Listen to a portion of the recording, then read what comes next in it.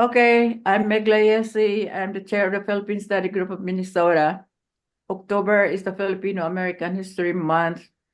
Congress passed a resolution in 2009 declaring October as the Filipino-American History Month to commemorate the first recorded presence of Filipinos in the continental U.S. on October 1587, when Filipinos, or the so-called Luzones Indios, came ashore from the Spanish galleon La Nuestra de Esperanza and landed what is now Morro Bay, California. PSGM celebrates Filipino American History Month every year by either showing a Philippine movie with historical significance or by having a presentation of an aspect of our history. Today, we will have a presentation on the never-ending debate on whether or not our Philippine national hero, Jose Rizal, on the eve of his execution, retract his Catholic or Masonic belief. Did he or did he not? Raul will present a summary of historical evidence, and he invites us to figure out what most likely happened. Our presenter, Raul, is a PhD member, Bachelor of Science degree from the University of the Philippines, a Master of Science degree in Economics. Did some graduate study at the University of Minnesota. His academic background is in economics. However, he has a deep interest in history, philosophy, and human nature. He has done a lot of presentations on topics such as how Asians are Filipinos, early peopling of the Philippines, development in human evolution as related to the recent archaeological discoveries in the Philippines. And on Rizal, he had a presentation on how the Enlightenment influenced Rizal ideas about Philippine liberty and independence. We will have a Q&A after the presentation. For the Q&A, you may ask your questions either by putting your question on the chat or by speaking up. If you are speaking, we ask you to have your video on. Before I give the floor to Raul, I would like to invite you to our next event, the showing of Delicado, an engaging documentary focusing on the illegal logging in the rainforest of Palawan.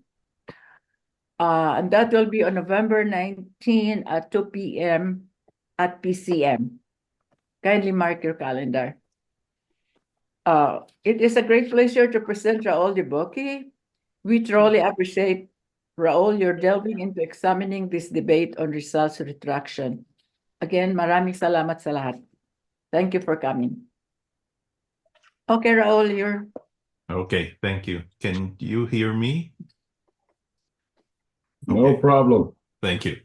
So I see some familiar faces. Thank you very much. If you remember my previous talks, there is some continuity in basically because these are the things that interest me, and hopefully you'll be able to connect what we talk about here today to our past discussions.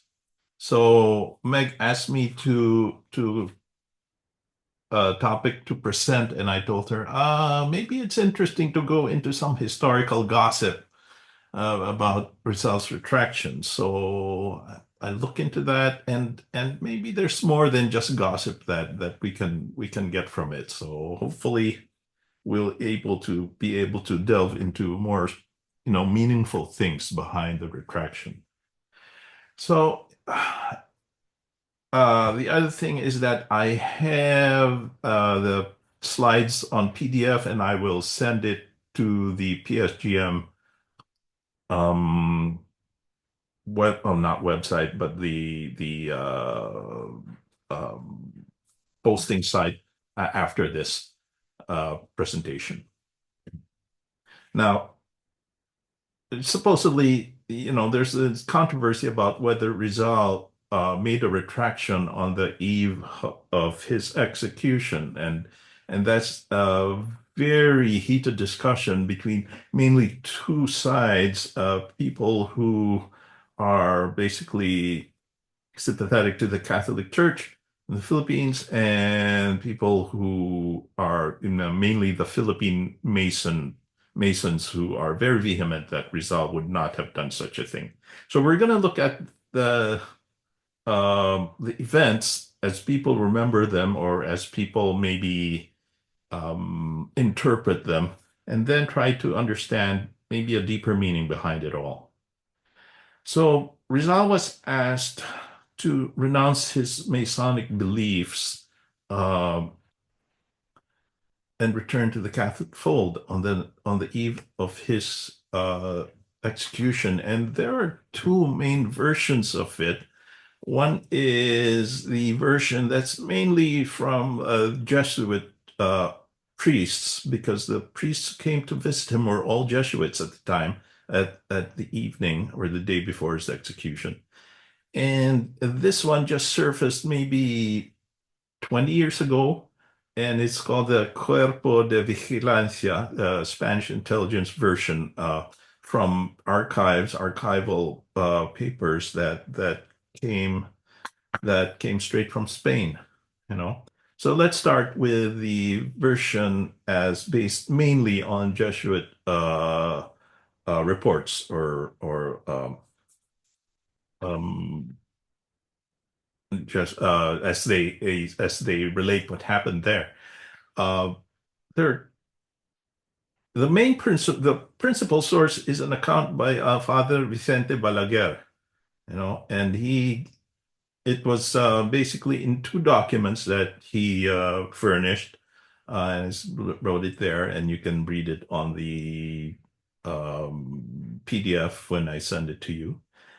And main event is that the main thing they relate is that Balaguer and a few other Jesuit priests visited Rizal four times the day before his execution, and they engaged in debate and religious debate and tried to convince him to denounce Freemasonry and return to the Catholic Church, because they said they cannot administer the final sacraments if he doesn't do that, and then his soul cannot enter heaven.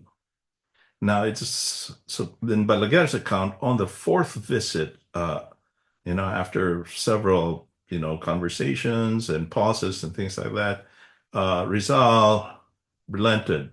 And in his own hand, he wrote and then signed a retraction statement.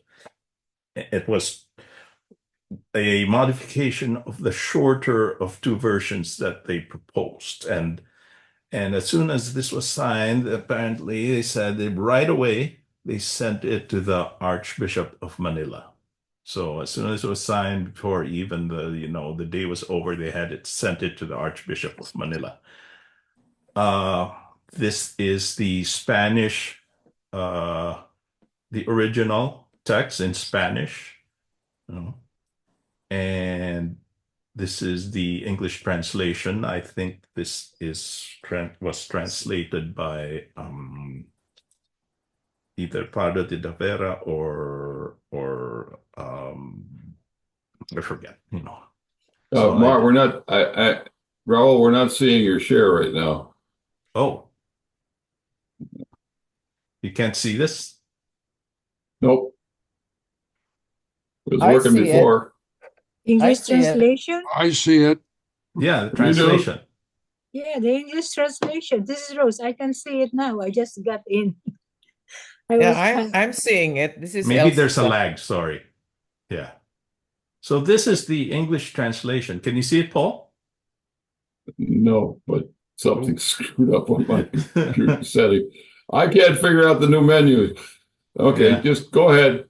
Okay, so this is the text, and these are the important things over there is that I abominate Masonry as the enemy that it is of the church and a society prohibited by the church,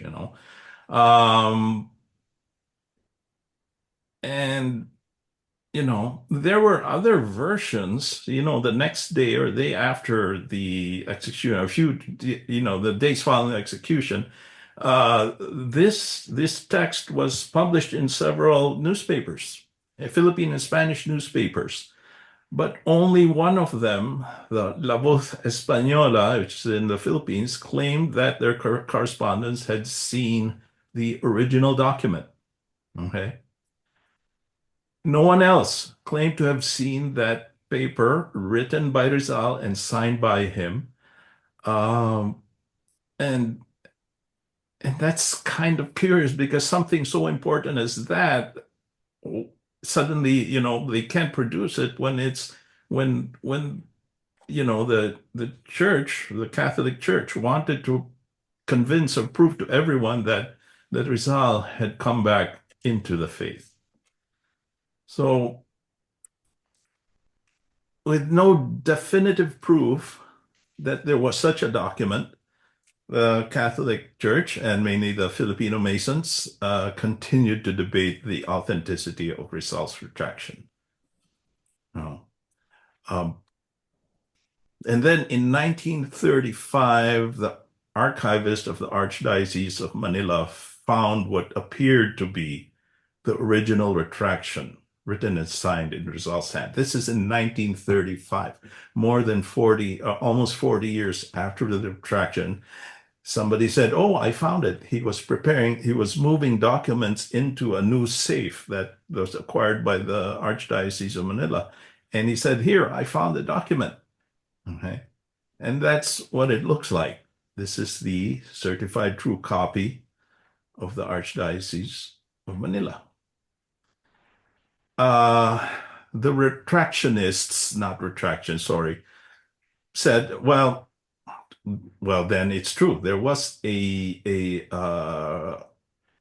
retraction that was signed and even witnessed, by the Spanish officials who were documented to have been there at the eve of his execution. Some Masons accepted the document's authenticity, said, "Yeah, he signed it. Looks like it." But now they questioned if Rizal truly meant to turn his back on his core beliefs. They said that's not possible. Someone with, like Rizal, and we'll talk about that later. And then others claimed it was a clever forgery. Forgery. Yeah. So that was found in 1935.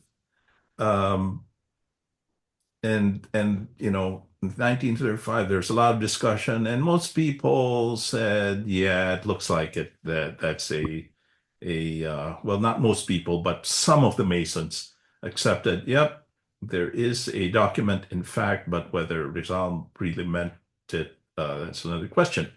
And then in 1962, this person, Ildefonso Runes, claimed in a book that he was in a party with someone who said that they knew about Roman Roque, who said he was hired to craft the forgery.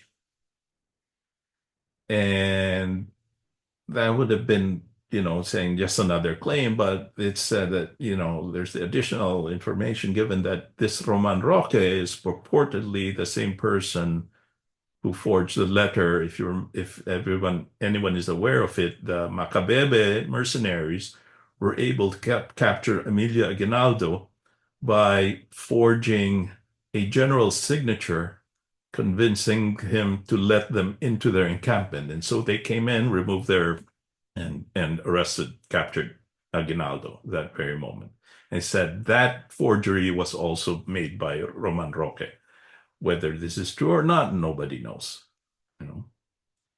One thing about the original document is that it has not been ever submitted for modern forensic examination, as far as I know. I've looked for any, report or publication about it.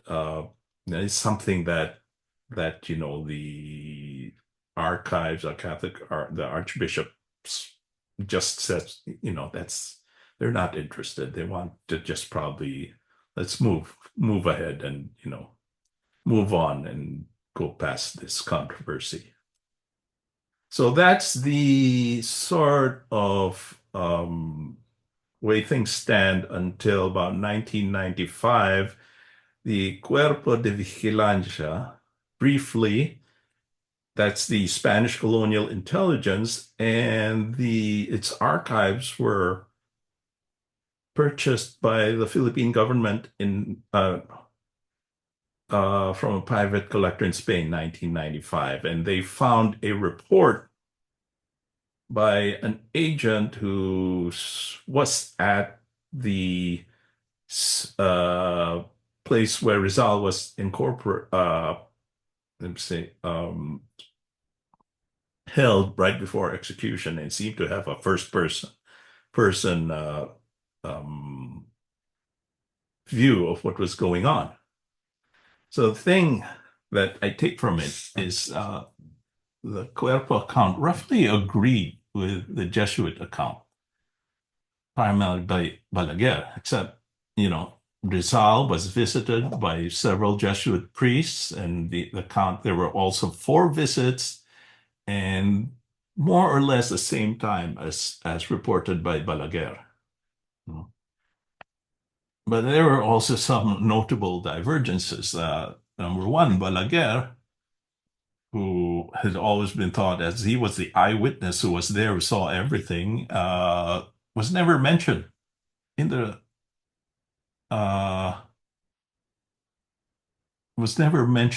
Cuerpo account. There's a slight divergence here on when the retraction was signed, but that's, I don't think that's significant. Memory plays tricks. But the key one is Balaguer is nowhere mentioned in the Cuerpo account. The actions that he said he undertook in the report was attributed to Father Estanislao March, which was one of the other Jesuit priests. I think a total of up to 5 Jesuit priests came to kind of debate with him and try to convince him about it.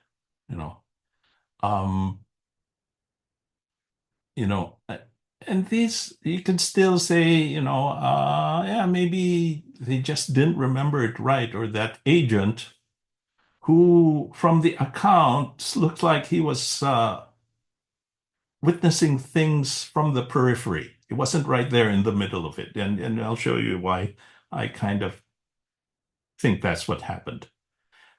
The more important thing is that none of the accounts, either Balaguer's or all the other different accounts, ever mentioned that Josephine, Bracken, and Rizal got married before Rizal was executed. And the Cuerpo account attests to a wedding officiated by a military chaplain on the early morning, about 5 a.m. before the execution. This is the first such account of a wedding ceremony happening. And so here I just excerpted 2 paragraphs. The first one says at 3 in the afternoon, Father March was able to convince Rizal to sign the retraction, but the agent says it seems this was the retraction. So he never really saw the document. He probably just was watching from the periphery, but maybe he was listening to the conversation and then said, seems this was the retraction. The other paragraph on one of the items in his report was that here at 5 in the morning of the 30th, Rizal, Josephine Bracken arrived at the prison accompanied by Rizal's sister, Pilar. They're both dressed in mourning. And then Pilar was left behind as they went to the chapel for Josephine Bracken and Rizal to be married by a military chaplain. Okay. So it says here, the nuptials of Rizal and the woman who had been his lover were performed at the point of death. After embracing him, she left flooded with tears. So this was at 5 in the morning. Rizal was executed at 7:30 later that morning, around that time. So that's basically briefly what the accounts were. If you read about it on the internet or read reports about the retraction, you'd see people who say it was fake, and they're going to talk about different versions, different written versions from the newspaper, from the document, from these things. But remember, there were no Xerox copiers at that time, and all these, they employed copyists or scribes to make what are essentially certified copies of the document. But the more curious thing is how the Archbishop's office could have lost that piece of paper. That's something that seemed to be very important even on the day that it was supposedly written and signed. Okay, so we'll try to understand what's going on then, and I'm going to pull a few things. If you notice that that's a picture of Josephine Bracken, because I think she's central to what's going on here. I'm going to pull a few things. First of all, Rizal was not an atheist. He was a deist. No, for those who basically this passage from his letter to a Father Pastels kind of explains what it means, that they're not so much concerned about the trappings of the religion, but they do believe that there is a deity. And to them, the proof, the revelation that matters is the revelation of nature. Just look around you and appreciate the world. Only a benevolent and caring deity would create such a thing. No? And even as he said, oh, a lot of religion is man-made, you know, uh, he did have a deep emotional attachment to Roman Catholicism. I talked about this in my earlier talks. He found comfort in its rituals and community. And he has one letter where he was already in Europe, and he was deep into his examination, and as his beliefs were evolving towards a a less a dogmatic religious view, he still would attend church, and especially during the holidays. But just, and that is not something that is unheard of for people who are not believers, but yet find comfort in rituals and community, especially since that's what Rizal grew up with, and he was very lonely and homesick in Europe, you know. And so I guess we all accept that Rizal held on to his beliefs with strong conviction. And so it's kind of curious to me. I think everyone should wonder, why would anyone's bedrock convictions be negotiable? Why do you negotiate what you completely believe in? Especially on the eve of your execution. Well, I would think you would just hang on to it even more, and you're going to kill me anyway. Then why would I give up my deep-seated beliefs when it's not going to save me or anything, and I'll just look bad afterwards. And so this curious thing, a negotiation between Rizal and the Jesuits, why does there have to be a negotiation about somebody's core beliefs? I don't, you don't, I just find that pretty curious. And my picture here is one of Padre Damaso from Noli Me Tangere. The Rizal's portrayal of the friars in the Philippines. And I think that is one of the key things that was driving at least from the side of the friars. And especially the Jesuits. I'm going to pull something from a passage from Noli Me Tangere. And this was Rizal.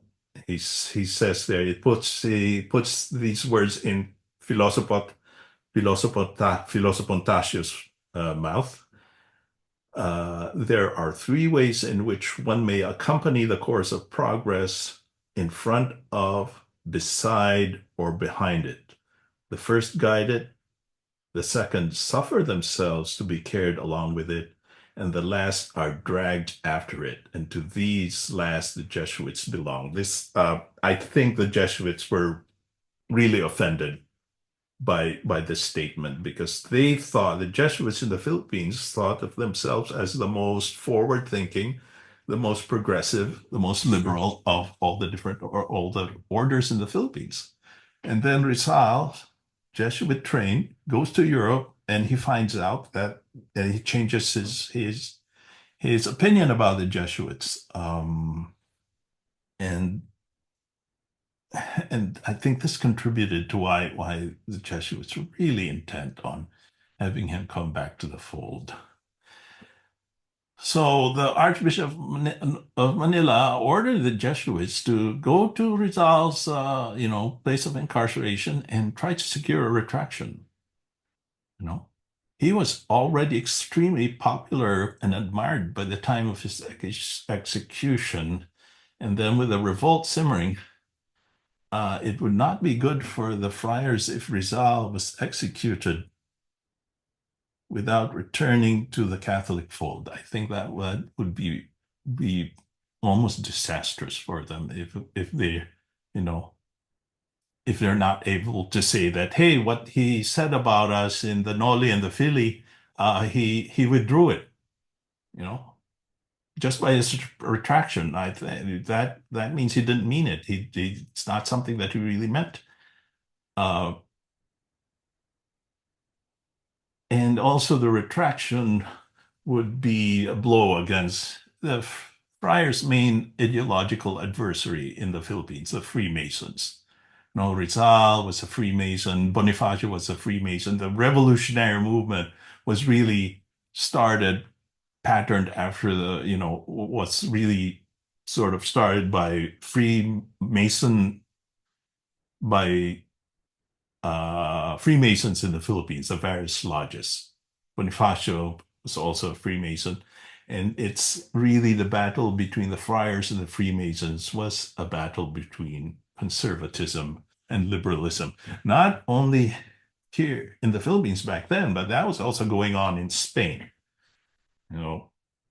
It's a very intense debate and battle between the conservatives and the liberals in Spain, and that just got mirrored here in the Philippines. So the Jesuits sought a retraction. That's what they wanted. It wouldn't be very good if the most popular and the most admired Filipino died opposed to the Catholic Church. Okay. And so what did Rizal want? Let's look at certain documents. His Ultimo Adios. I'll read the last stanza in translation. Farewell, my parents, my brothers, fragments of my soul, friends of old and playmates in childhood's vanished house. Offer thanks that I rest from the restless day. And this one I put in bold. Farewell, sweet foreigner, my darling, my delight. Creatures I love, farewell. To die is to repose. So something he wrote, probably not on the eve of the execution. Some people think that he's been writing it a few days before. And Josephine Bracken is sort of like the last person that he refers to in his poem. This is the last stanza. So I think that kind of reflects the depth of feeling he held for Josephine Bracken. And then in the book that one of the priests gave him during his, incarceration, it's the Imitation of Christ by Kempis, he dedicates it to Josephine Bracken. And this is the inscription: to my dear and unhappy wife, Josephine, December 30th, 1896, Jose Rizal.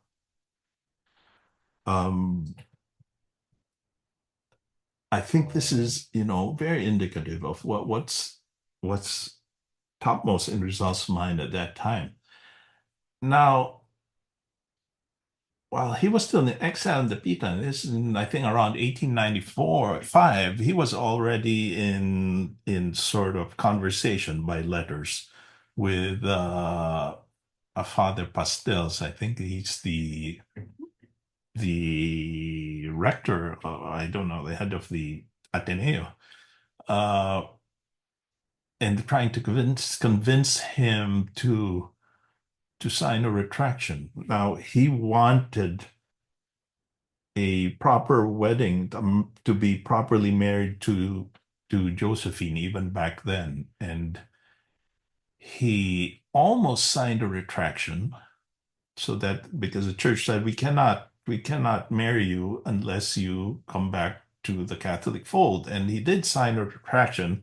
This is the account I read, just to get the duly sanctioned marriage. But he changed his mind at the last minute and supposedly had the document retrieved. But it was similar in content. Mainly, I turn my back on Freemasonry and I go back into the Catholic fold. So that first attempt at retraction was not successful. That was around 1985, I believe, while Rizal was still in the Pitan. And then on the eve of execution, there's another attempt to get the retraction. And again, the Jesuits said we cannot administer the sacraments if he does not sign a retraction. Now, I think Rizal was really interested in just one of the sacraments, the sacrament of marriage. He wanted to die assured that Josephine Bracken would be, this respectable and legally recognized widow whom his family could not shun, because most of the documents I've looked at or the reports I've read is that the family, especially Theodora, his mother, really did not like Josephine Bracken. I think they thought of him as a fallen woman, especially since they lived as common law spouses in Dapitan, and she gave birth to a stillborn child, if people who are not aware of that.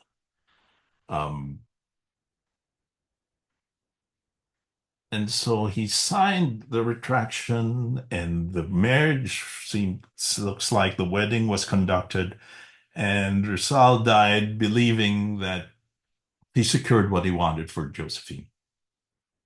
But after, the day succeeding that, there were no documents, no marriage license, nothing to attest to the fact that Rizal and Josephine were legally wed. This is curious. I wonder if Rizal would agree to a wedding ceremony without a signing of a marriage license afterwards, unless he was just really so overwhelmed by what he's facing. And also, aside from no documents, the Rizal family never acknowledged the wedding. Even Pilar probably knew about it and might have even witnessed it, well, from afar, because on the last day he came to Rizal's cell, accompanying Josephine Bracken. So, does it matter? Does it matter that Rizal retracted and all these things? So what's the effect? Does it matter to Philippine history, or is it just a sideshow, which basically is just historical gossip that never really affected the course of Philippine history? Well, I'm going to ask that. I'm going to pull certain things again. Oh, by the way, this is the Rizal Monument in Madrid, not the one at the Luneta. In 1961, the 100th centenary of Rizal's birth, a lot of Rizal monuments or replicas were constructed in a lot of different countries, in the US, I think, in Germany, and in some, I think Hong Kong has one, and some Latin American countries. I don't really remember. But Spain did not build one, because at that time, Rizal was still disliked by the Spanish establishment and the government. That's still the under the Franco regime. And this was built in 1995, way after. Still, in 2010, the Rizal Monument in Madrid was defaced with anti-Masonic graffiti. So some of that enmity between the Catholic Church and the Masons, apparently it still has a long shadow, and up to 2010, there's some people who felt that, we can't honor this Rizal guy, but probably just a minority now of Spanish opinion. And the other thing is in 1956, when the Rizal law was proposed, and that, requiring all universities to offer courses on Rizal, the most vehement opposition was made by the Catholic Church and the Catholic universities. They just didn't want people reading Noli Me Tangere and El Filibusterismo and the other documents. And you can understand that, it's just a lot more, explaining that they have to do, even though this was written in 1896, and you can argue the things are different now, but of course they're afraid that people might misuse the information or whatever. It's understandable. And so my contention is that Rizal remains misunderstood by Filipinos today. In his writings, in the Noli and the Fili, and the Philippines 100 years hence, for example, you can find his prescription for the Philippines, how the Philippines could become a prosperous and independent nation. And my contention that his prescription remains valid and unfulfilled. What does he want? He says we need to have we have to have an educated population.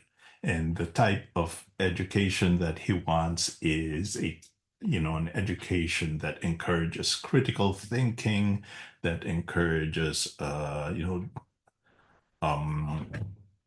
questioning, things like that.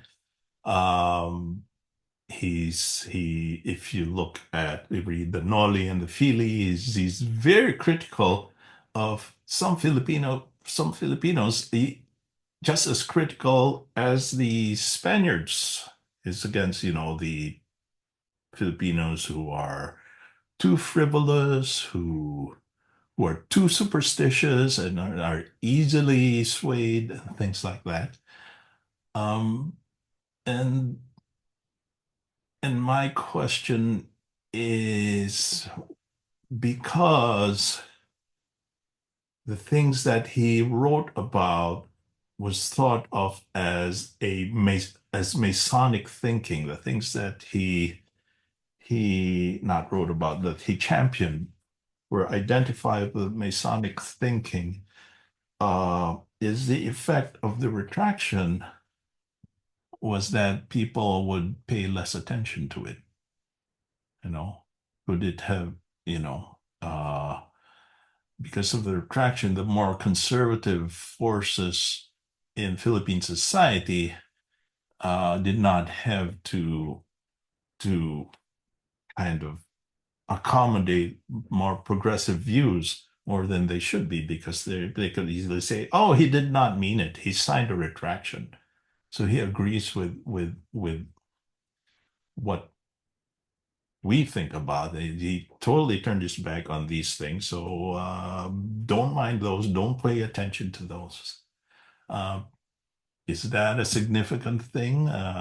Maybe, maybe not, and I would welcome, just open it to discussion, and I'd welcome people's thoughts and remarks about the whole thing.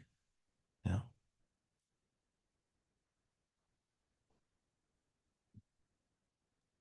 Okay, the floor is open. Unmute yourself.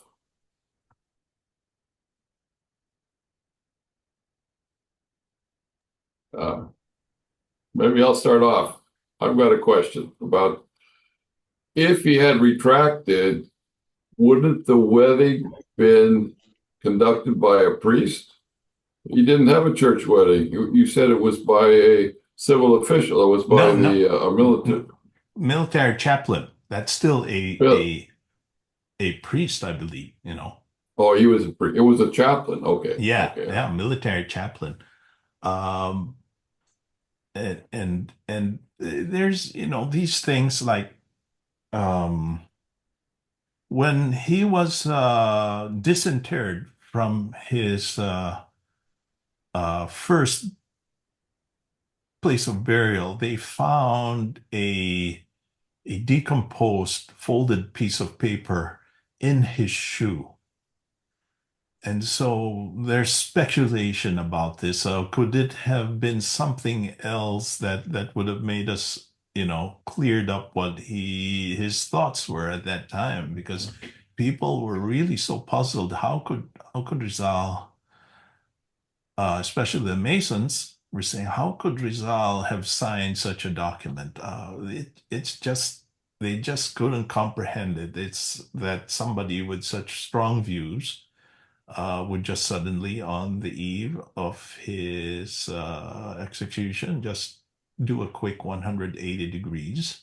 And there's speculation maybe that piece of paper he would have explained what was going on. Who knows? Um, and all the vehement back and forth from 1896 until it's kind of subdued now, but especially after the Cuerpo report came up, was you really could not convince anyone to change their mind about. There just wasn't any definitive thing, and even now people saying, yeah, there was a retraction, but it looks like it was for this reason or that, and yeah, the debate has kindly died down compared to how vehement it was, especially after the 1935 discovery of the purported signed retraction. And some people and some Masons took a look at it. Yep, that's Rizal's handwriting, and said, yep, he did sign it. And others, if you look at the back and forth about, oh, he did not spell it this way in that document, he spelled it this way in the other document, and the spacing is different from this document and that report, and these are all from, if you step back, these are just people looking for even the smallest things to prove their case,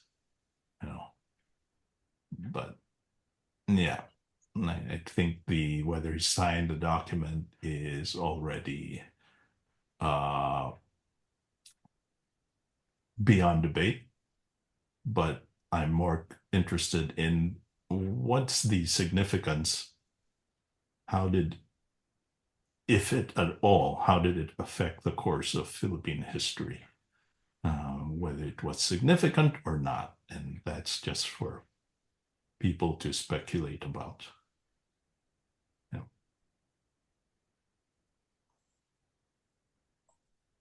There's a question in the chat. Did Rizal's family accept Josephine as his wife after the execution? No, they did not. Raul, are you done? So you could kind of Oh, sure. to receive. Yeah. Okay, there you go. No, So- they did not accept her. As I said, they thought of her as a fallen woman, as an immoral fallen woman. And there is nothing I can find where they say that we accept Josephine Bracken. In fact, when Josephine Bracken tried to claim Rizal's library, about 2,000 books, as as his lawful heir. The books were in Hong Kong, and she went to Hong Kong. She went back to Hong Kong to retrieve them, to claim them as her own. And she would sign his letters as Mrs. as Josephine Rizal, not Josephine Bracken or Taufer, which is before she uh, was adopted, I believe. But she could not present any documentary proof.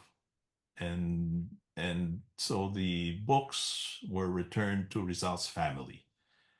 And unfortunately, they were all destroyed during World War II. It's about 2,000 volumes of all the books that Rizal had collected in his lifetime. The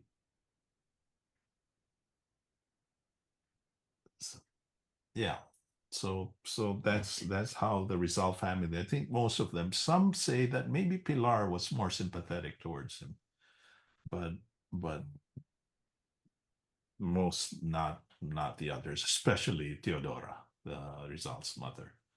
It seems like the consensus is that he just didn't like her, or there's a letter where she urged Rizal to get a civil wedding in Dapitan, and the civil wedding was kind of there was a law that in Spain that allowed for civil weddings, but the what do you call it? The it wasn't fully in place yet in the Philippines, and so he wasn't able to get the civil wedding in the Dapitan, and so I had to try to convince the Catholic Church, to the Jesuit priests he was in touch with, and I think Balaguer was actually there in the Dapitan at one time visiting him to conduct a marriage, and they said, we need a retraction for us to do that, you know. So I have some documents that people might be interested in. The letters from Rizal to Father Pastel. There are 3 letters that he wrote in Dapitan where because Father Pastel had started the conversation with the letter writing, and basically from the way Rizal quoted him, it was like, okay, young man, stop this foolishness about, Freemasonry, and are you turning into a Protestant, things like that. And Rizal kind of explained his own beliefs in 3 letters. That's very revealing if anyone is interested about Rizal's views on religion and theology. It's all there in the 3 letters. And I'll maybe send that as well. So that's Okay. it. So there's another question in the chat from Jeff. Who do you think benefited from both his, in quotes, retraction and denial of its validity? Who are the benefactors? Oh, well, Either side. Yeah, the retraction definitely benefited the Catholic Church in the Philippines, and their sympathizers in the Philippines, because if people have not read the 2 novels, they really, really put the friars in a very bad light. He said they were abusive, and they were, not all of them, but abusive, and were, uh, sexual assaulters, but I think his main complaint about the friars is that they intentionally wanted to keep the Filipinos, the Indios, ignorant. They opposed the teaching of Spanish in the schools and things like that. And I've said earlier in my previous talks that Rizal really was, and it's also there in the Noli, that he wanted a education to be widespread and not just rote education, but education that encouraged critical thinking in the Philippines. He thought that was a requirement, and he said it at the end of Philly through Simon, that that the Philippines really needs to be educated and enlightened before it could even be able to govern itself. That's his view. It's always, and and I wonder about that forgery story, to say that this guy who worked for the Americans to help the Baka babies. Now, now we think back. Well, he probably forged the other one. What's that connect? Does that make sense? It just seems like a kind of a leap in yeah, thought. I don't know. It's precisely, he says that he was in a birthday party where someone who knew this forger, and then he comes up with the forger says he was uh hired by some go-between with the friars, and was kept in a room for a week or something to make the forgery. And he's even said he made multiple copies and tried to keep one for himself, but it was taken from him, before at the end of his stay there. It's a fantastical story, and might be true, might not be. They even, yeah.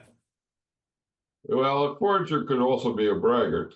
Yeah, exactly. And if some of the Masons said yeah, this is his handwriting. Rizal apparently has a very distinctive handwriting, and said, yeah, that's him. Can't contest him. Although It another could one, all, There so is yes, there is it could in the also chat. be a conspiracy theory of a cruder version. yeah, yeah, absolutely. I agree with We that. know, I mean, a lot of stories get told, especially when Filipinos drink. Yes, Yeah. right, As soon right. as there's tagay, a Yeah, lot of stories circulate. yeah, yeah, Oh, exactly. I Paul, have there is in the chat. I'm trying to read that right now.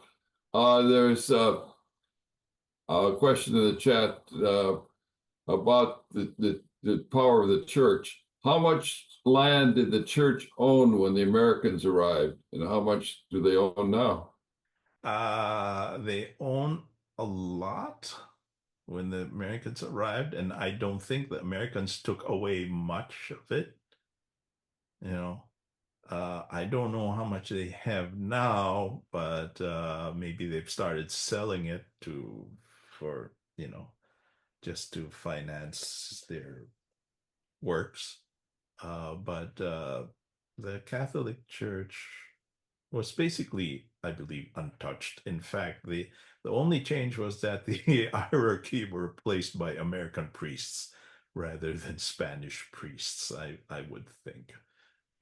The Jesuits, especially with the American Jesuits, took over from the Spanish Jesuits when they took over the Philippines. So, yeah. Paul, you skip one. Those others were comments rather than questions. Oh, I'd like to hear them. Yeah. What should I read it? This is Yep. from Chris. Mhm. It was likely done under, that's for the Duris, Yeah. as to protect his family rather than represent a genuine change in his beliefs. This goes against the might of the all-powerful church. Moreover, Freemasons primarily embrace a scientific, rational mindset contrasting sharply with church doctrines and foreign influences, in my opinion. I agree with that, and I highlighted Josephine Bracken, but also, of course, he was concerned about how his family might be treated if he did not retract. You know, it's just that I think first and foremost in his mind, and by indications by how he wrote Mi Ultimo Adios, and that he was thinking of Josephine first and foremost, but was also concerned about his family. And if just the face of it, you'd think that people who wanted a retraction would pause and say, "You're going to get a retraction on the eve of person's execution. He's under duress. Who knows what his state of mind is? How credible will that extraction be to people who think about it, and so yeah, hard to understand. The other thing that occurs to me is that why did the document disappear right away if there is such a document? It's the most important thing. It's for you to say that here, what he said about us, he didn't mean it. And here's his retraction. And everyone wants to see it.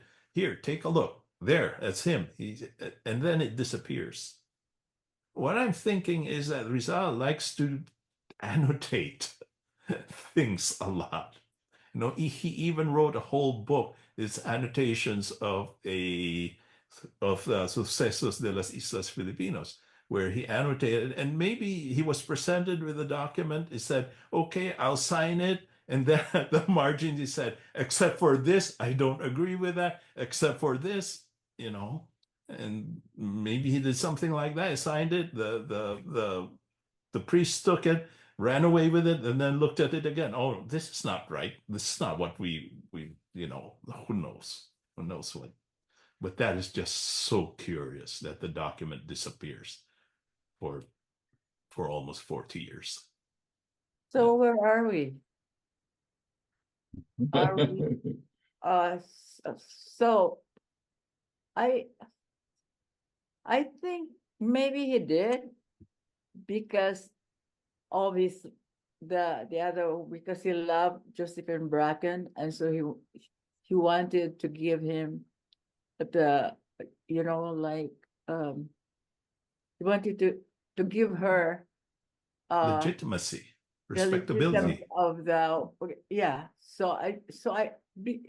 Because when you are dying, you kind of think about the people that you leave behind, your Yeah. love to somebody. So Yeah. it's possible that he did that for Josephine, really. In her. Yeah. But there's other one for the Catholic Church. Those are just bragging rights for them that he retracted because they'd like to have some influence, so that they are more all powerful. So, but it's possible that he did because Yeah. of Josephine. That's Yeah. anyway. But why didn't Josephine get a signed certificate of marriage? It Maybe. wasn't given that's to be given by the church. The church Yeah. didn't allow it. I think they probably signed a document, and then the church turned around and just tore it up and said, "No wedding," and certainly the Rizal's family probably didn't want that either. The wedding, and then they were probably okay, no wedding. We're not going to contest that. And Raul, yeah, how reliable and secret, how reliable and truthful were in general, were the Spanish secret police? If they were making reports back to the Spanish crown, right. how reliable were their notes? They were not 100% reliable. They have some reports that were inaccurate, and so, as I said, they have made some mistakes in the reports that were in that archive. Were they generally considered reliable, or for the most part, or not? I think they were reliable for the most part. The agents were mainly mestizos and Indios. And the one thing that one of the reference I read, it said was that the cuerpo did not is a more objective observer in this whole affair, party in this affair. The retraction was sought by the Archbishop of Manila. It was not sought by any of the civil authorities, Spanish authorities. The what the most that they did was to allow the priests as much access to Rizal as they wanted, and to do whatever. And so there's some points for the fact that they had no, as we call, dog in this race. And so maybe it's an unbiased report, might not be the most accurate, but I can't think that an unbiased observer would totally fabricate a wedding at the morning of Rizal's execution. That I don't see the point in that, to make that up. Yeah. Oh, there's one other comment that about Freemason from Jeff. Freemasons are a mixed bag as far as I'm able to ascertain. The higher degrees know what's going on, while the lower ones have no clue what's happening. Yeah. Like any organization, right? There will be, but the Freemasons in the Philippines were allowed, accepted members who are Catholic. You did not have to renounce your faith to be a member of the Freemasons. Yes. So they were not anti-Catholic. They were only against certain practices that mainly by the friars in the Philippines. And their main objection again is this, like, sort of refusal to let the Filipinos be educated, be critical thinkers, and things like that. Yeah, it's interesting to note that many of our founding fathers in the U.S. were Freemasons and deists in both. Mm-hmm. Yeah. And the first one, the early presidents of the Philippines was a Freemason, and if you look at the names who were Freemasons in the Philippines, it's like the who's who of the highly educated. And there is a sort of a class thing about it, but it's not on purpose, because Bonifacio, who is not an ilustrado, certainly a Mason. Of course, he got, he did not see eye to eye with the Freemasons who were ilustrados, but at least there's no exclusion just because of your class, because the Freemasons really, in its purest form, were advocates of liberal policy, liberal as defined back then in the late 19th century. Raul, do you know Yeah. if Emilio Aguinaldo was a Freemason? Yes, he was. He was. Yeah, all of these, Aguinaldo, Apolinario Mabini, all the big names in Philippine history in the revolution against Spain. Freemasons too, along with Rizal. Mabini. Yeah, Mabini was a Freemason. Emilio Jacinto is a Freemason. All the Jacinto. Yep, Emilio Jacinto and all the propaganda movement, Lopez Yeah. Reina del Pilar, they're Freemason, and they had connections with the, they were started in Spain, and so they were plugged into the Freemason movement in Spain, who was also opposing conservatism in Spain. Yeah. I'm just curious, since while he wrote this retraction letter, and supposedly did the priest administer the sacrament of extreme unction? They probably did. I think they did all the sacraments that is for somebody who's about to die, but he was only really concerned, I think, of with the sacrament of marriage. I think he really didn't care about that he did not believe that his soul was not going to heaven if he did not go back to the Catholic fold. And he probably has the different conceptions of what heaven is and things like that.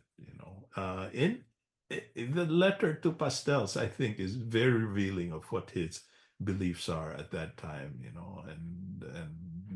he basically said, no, there's no such thing as purgatory. It's not even mentioned in the Bible and things like that.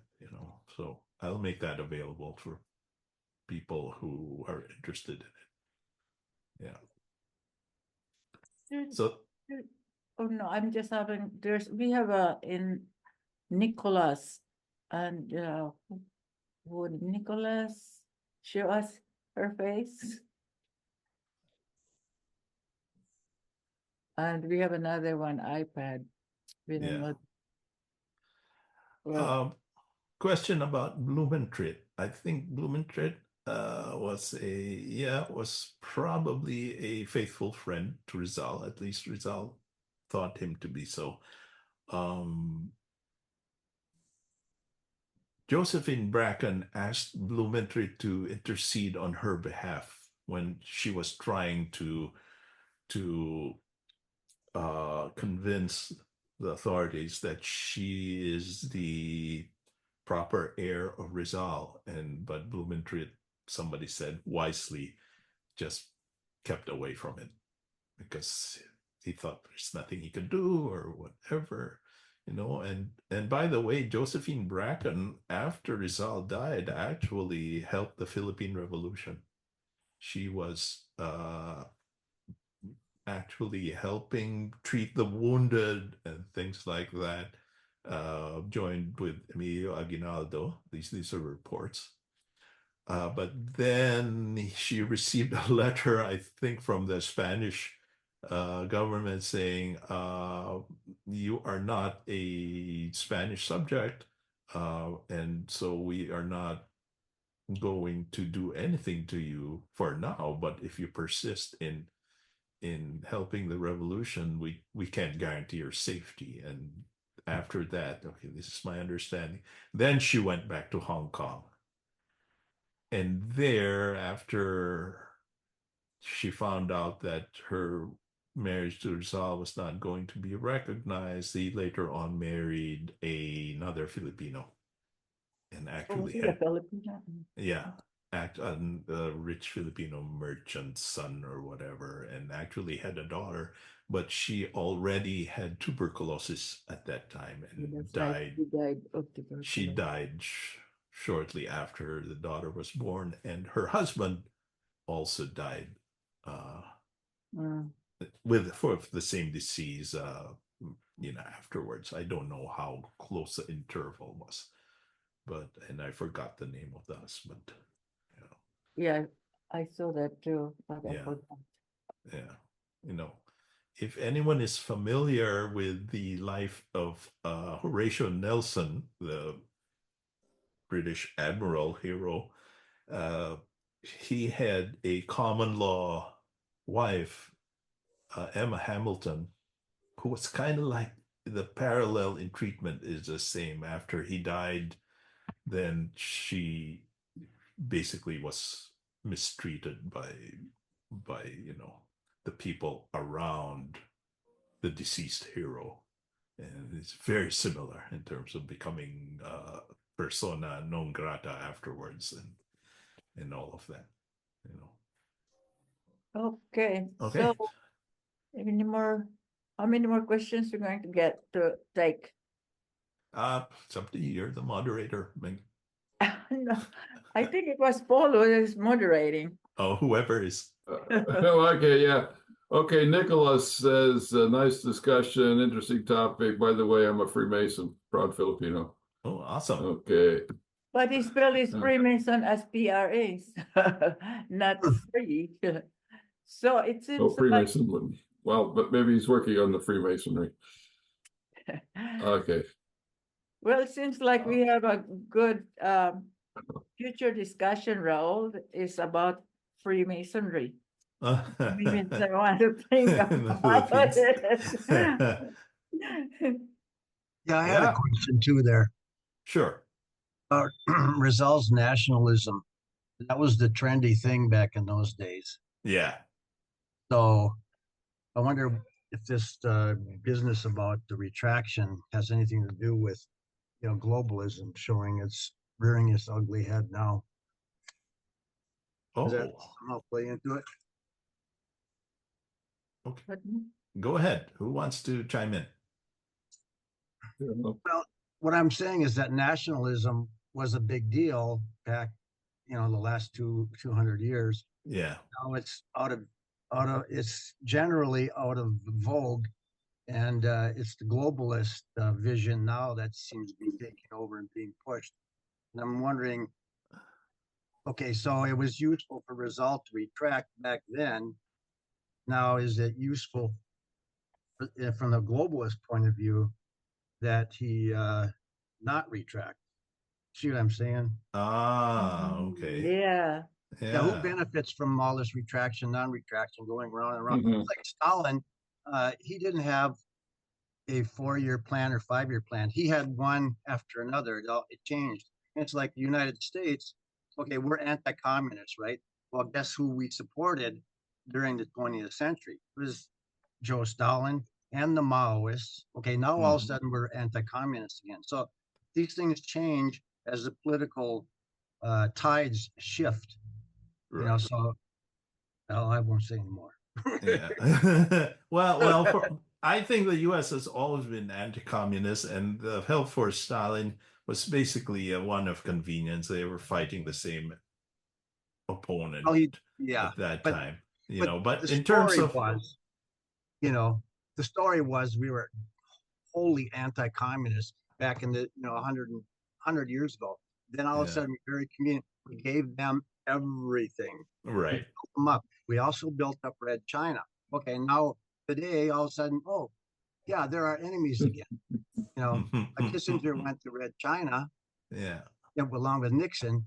Just conveniently. They're our buddies. Now they're not our buddies. Yeah. Russia's not our buddy. It's like, right.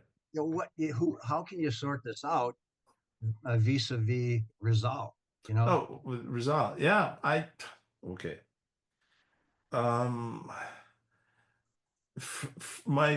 The first thing I will say is that Rizal, as a nationalist, is not the type of nationalism he had is not the same kind of nationalism, for example, that Aguinaldo or Bonifacio professed.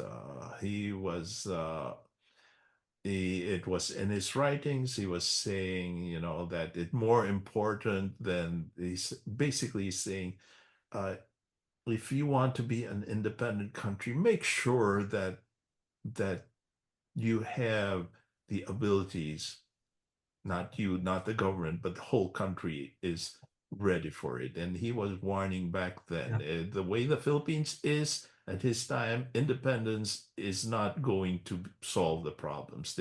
He basically stated the foreign tyrants will just be replaced by local tyrants. So he was really more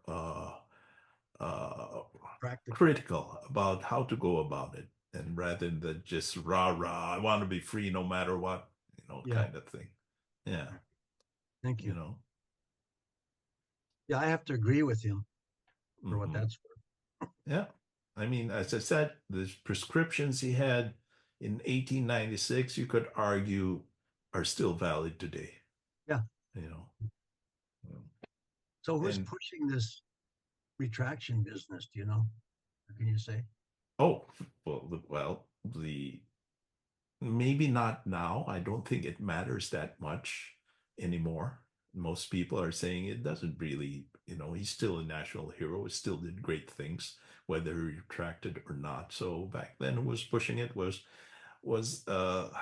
I wouldn't say the Catholic Church, but the forces of conservatism within the Catholic Church. Oh, I'm not gonna you're not gonna- yeah, no point.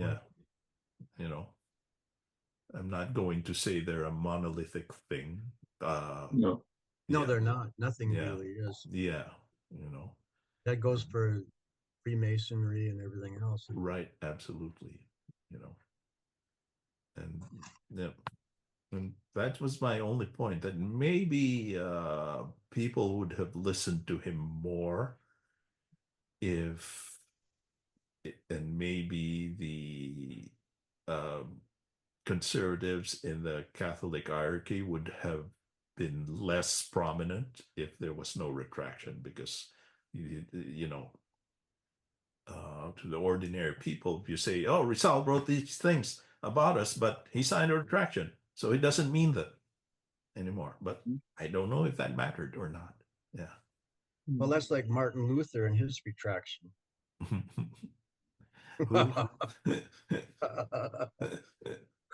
I don't think it will be the same as Martin Luther, because Right. it created a whole church denomination. Yeah. Martin Luther. Yeah. I'm just But thinking, different, but yeah. could it be possible that the Freemasonry organization also benefited if Rizal indeed retracted, because it would say, "Oh yeah, so look at us, there were scientific minds and we're liberals. Look, he even retracted from the church." Yeah. So every organization can be a suspect. Yeah.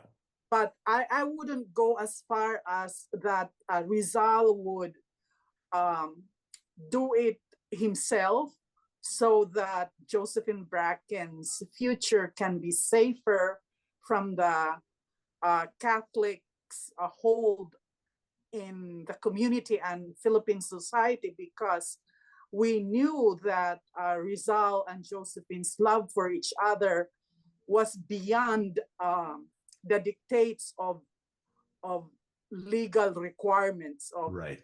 the community or the country. Yeah. It was like they didn't mind, they didn't care, as Right. long as they were together. Yeah. The relationship was they both had an understanding that it didn't matter if they were recognized by their parents, the community, but to them it was what it was. Sure. Yes. I agree with that. I think Rizal was always written as this playboy who had so many romantic interests, but this relationship with Josephine Bracken, I think, was just different. Maybe at that point in his life, he was ready to settle down, or maybe he understood the things that Josephine had to sacrifice, the people, his reputation, everything, just to, for him, and provide him with companionship and love, and during his, his exile in Dapitan, So I do not. Yeah, go ahead. So, okay, so Josephine Bracken was in the Pitan with Rizal, and they were common law. Yeah. Yeah, and so how long then between this time and when he was executed? Because Rizal was executed at age what, 30? 36. 36? 35, 36, something like that. Oh, I thought it was- 1861 to 1896. Yeah, I thought it 35. will be. So that means that at that time he's already an older, meaning, and also already thinking about having a family and Yeah. so. Yeah. Yes. So, And so that's Josephine why was about 18 or around that time. Josephine. Yeah, 18 or 19. Well, You know. but they had a Okay. stillborn son. Yes, Yeah. they did. Yeah. Yeah. But we Rizal and Josephine. have to be reminded, but their minds were ahead of their times. Exactly.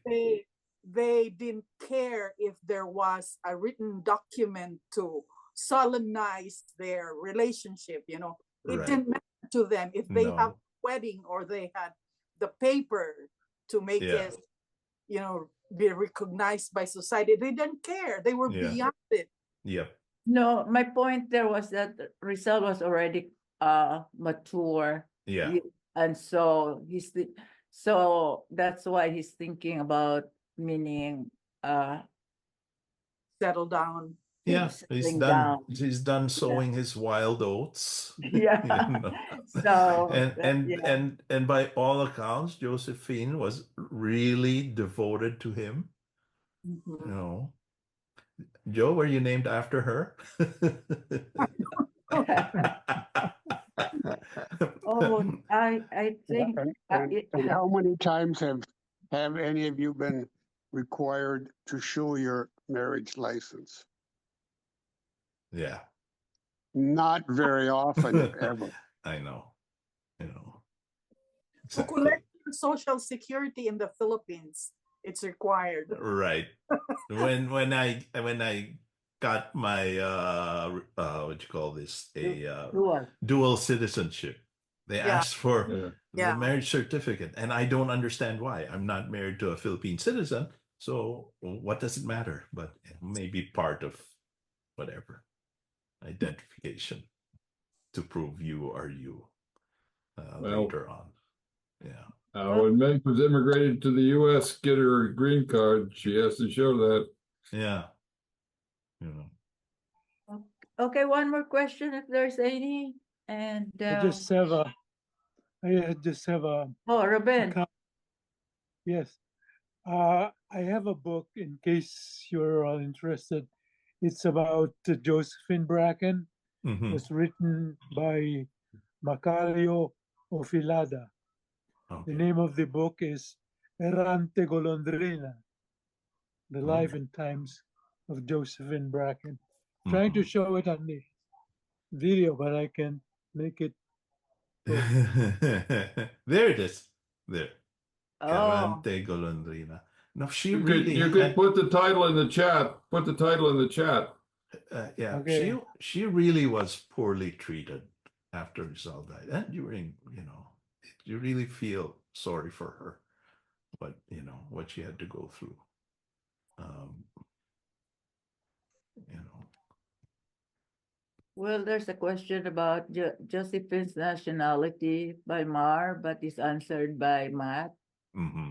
So yeah, thanks, Matt. You know our Rizal on Josephine Bracken. Thank you. Okay, so I'm gonna send There's Matt. the slides. Just looked it up. What? Oh, you look it up just now. I didn't know much about him at all, so that's why I was checking. Well, thank you so much for being interested, Matt. Matt was also watched the movie Batas Militar. He was there. Yeah. Okay, I'm sending it to PSGM2 first, the slides, and then the pastel letters, if anyone's interested. Okay, so I think that's it.